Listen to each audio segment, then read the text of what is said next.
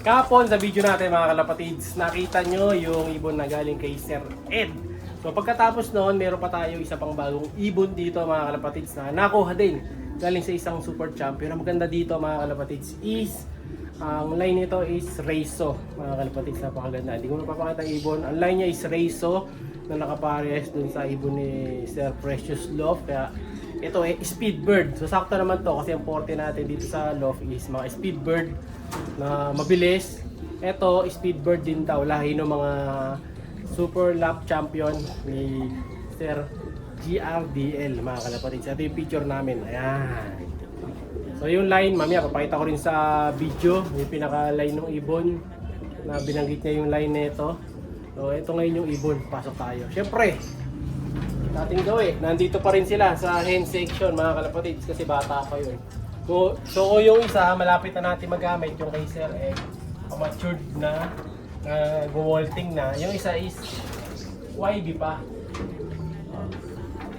Eto mga kalapatids, hanapin nyo dyan, no? Alin sa tingin nyo dyan?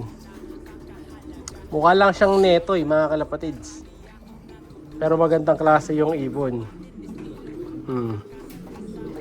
Ang mga bago nyo lang nakikita dito, ito. Nasabihin ko na, itong isa na to mga kalapatids, iba yan. Iba yan mga kalapatids. Ang lahi nitong isa na to is Japan Opal yan mga kalapatids.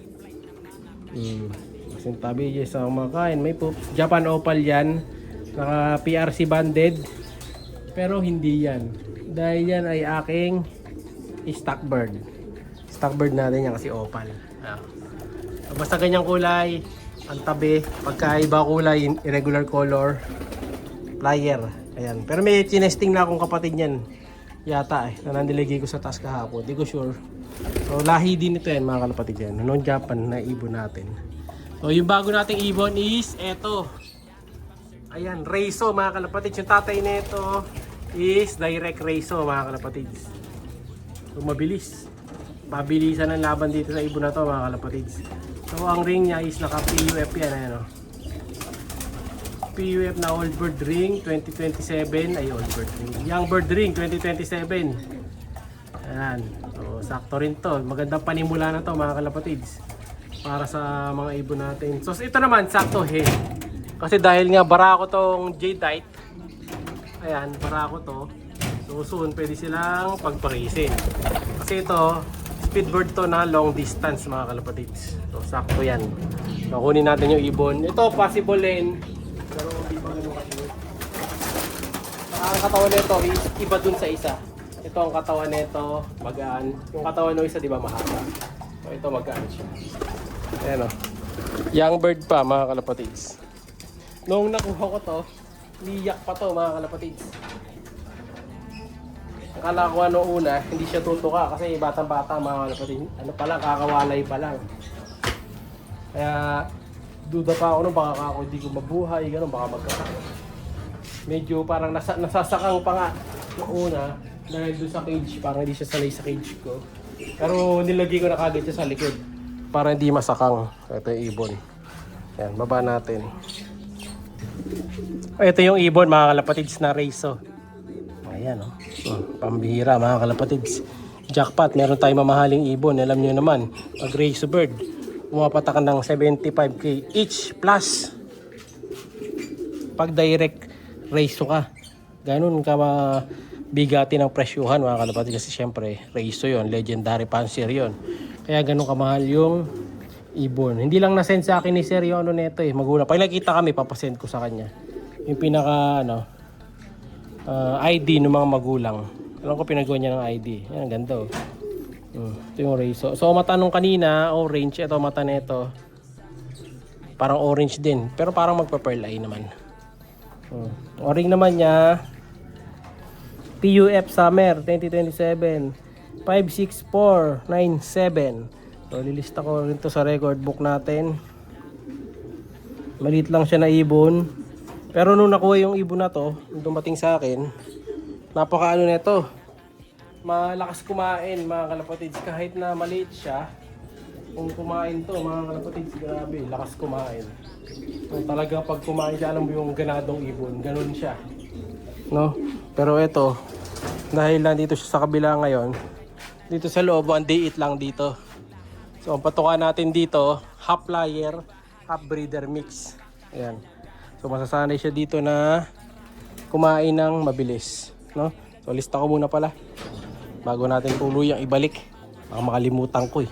Nalista na natin yung ring niya. Ang gusto ko dito, kahit na maliit siya mga kalapatids, talagang yung ano nito, yung balahibo niya, silky na silky. Sobrang lambot yung mga balahibo. Sa aking katawan niya maganda himas. Ito pakita ko sa inyo itong Japan Opal natin. Kukunin ko rin yung ring number niyan. Wala pa akong record niyan. Saka yata yun. Yung isang white flight wala pa akong record. Ito pakita ko sa inyo itong Japan Opal. Kailangan siyempre magawa natin ng video bilang pasasalamat sa record na din natin yun. So ito naman yung Opal Japan. Ito yung Japan Opal mga kalapatids. Ito ang mga katawan talaga nito, mahaba na bangkain. Ayan ang kulay niya oh. So opal siya pero para naging regular checkered na yata. Oh, opal siya nung bata eh, pero nagiging checkered na oh. Nabuburo na yung pagka-opal. Ayan. Oh, ganda mga kalapatids. Oh, yung buntot niya opal na opal oh. Ayan. Kunin din natin ring number. Possible ba, ano pa yata? Hen. Oh, ganda. Sulat ko muna yung ring. Ito, Japan Opal din mga kalapatids, inbreed. Kaso yung kulay niya, nag-iba. Oh. Yung young bird to, ang kulay nito, opal din. Pero ngayon, naging pure checkered siya. Oh. Hindi ko alam, baka pagka nag-full molt pa ulit, baka mag-opal. Hindi ko na magawang flyer, gawin ko na sana ulit flyer. Kaso nga lang, medyo nagka-edad na, full molt na. So, di ko na matitrain. Ayan. Wala, stock bird na lang to.